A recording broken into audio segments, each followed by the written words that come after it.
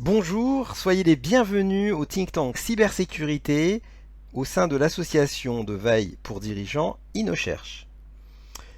Nous avons organisé la soirée de sensibilisation aux intrusions malveillantes dans votre système d'information ce mardi 2 juillet 2019.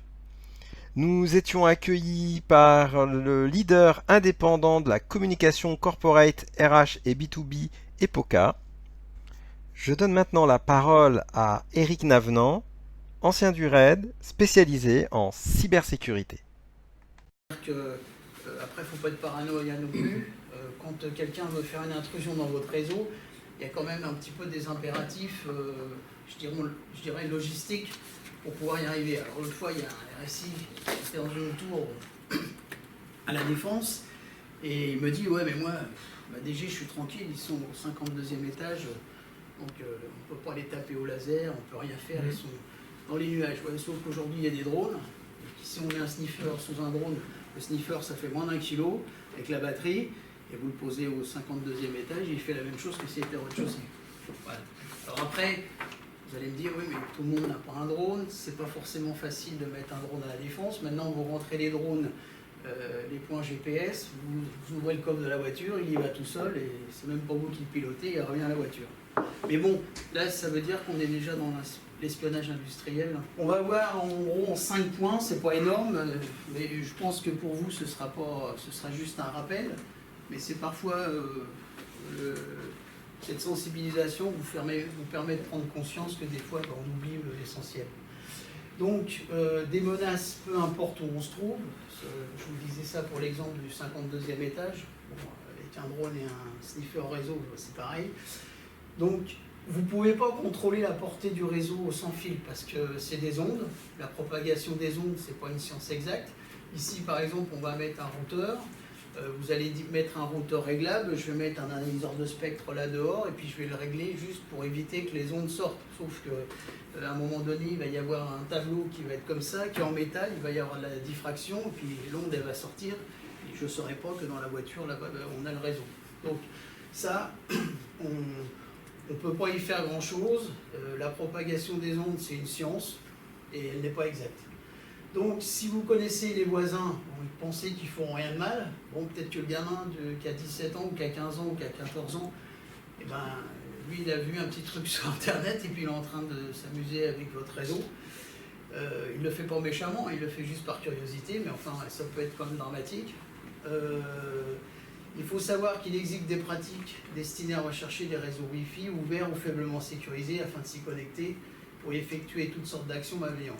On notera par exemple le fait d'intercepter des données transmises en clair ou le fait d'effectuer des piratages de comptes, systèmes ou même films via votre point d'accès et donc vous aurez à porter la responsabilité. Alors bon, là c'est vrai que légalement c'est une chose. Bon, maintenant, après il y a la réalité, je vois mal quelqu'un de chez vous aller déposer plainte contre vous parce que votre réseau perso s'est fait pirater.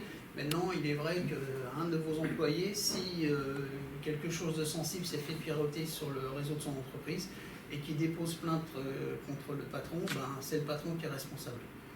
Parce qu'il n'aura pas déployé les moyens nécessaires.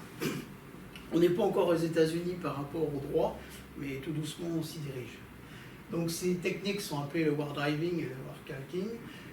La première consiste à chercher des réseaux sans fil ouvert ou peu sécurisés via un smartphone ou un ordinateur portable. Et la deuxième consiste à utiliser des symboles sous forme de tag dans la rue pour signaler les réseaux Wi-Fi ouverts. Dans les services, nous, c'est ce qu'on appelle un peu la technique du pot de miel. C'est-à-dire qu'on ouvre un faux point, un spot, comme un pot de miel, et puis on attend que les gens viennent dessus, puis après on voit qui se met dessus, et puis on cherche un peu à voir par rapport à des gens peu recommandables qu'est-ce qui se passe sur leur PC. Les données envoyées au reçu peuvent être interceptées n'importe qui disposant des outils nécessaires. On appelle ça les renifleurs réseau. Ils sont utilisés pour lire le contenu en clair des messages qui transitent. Les messages pourront être des mots de passe et autres informations confidentielles. Donc ça, je vous dis, en open source, vous avez plein de choses. Vous avez Wireshark, j'en passe, et des sniffers qui vous mettent le mot de passe en clair. Donc voilà, déjà, si vous n'êtes pas chiffré, ça part un peu mal. Le chiffrement permet donc de rendre illisibles des données, même si elles sont interceptées. Pour cela, il faut mettre en place donc, le protocole WAP2 et surtout pas le protocole web où tout est en clair. Bon, maintenant je pense que, quoi qu'on va regarder, mais on en trouve toujours des gens qui sont encore en web. C'est pas encore banni. Vous ne savez pas quel protocole de chiffrement vous avez actuellement, ou vous souhaitez passer au Web 2, il faut procéder comme suit. Il faut passer par le panneau d'administration de votre modem. Cela dépend de votre fournisseur d'accès. Vous trouverez la démarche. Là aussi, par contre, c'est pas avantageux sur Internet. Comment accéder et modifier le panneau d'administration de votre modem? Vous trouvez en fonction de la marque, en fonction de ce que vous voulez. Vous avez tout sur Internet.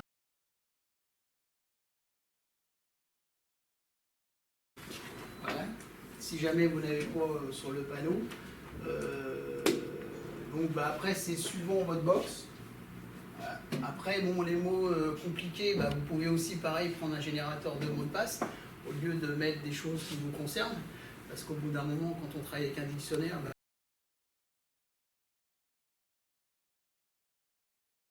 faire du filtrage par adresse MAC. Donc moi j'ai trouvé une solution chez moi. Effectivement, je scanne les adresses MAC et j'autorise que celles que j'ai envie d'autoriser. J'espère que ce retour d'expérience d'Éric Navenant va vous aider à sécuriser vos réseaux professionnels et personnels. À bientôt sur le site inocherche.com.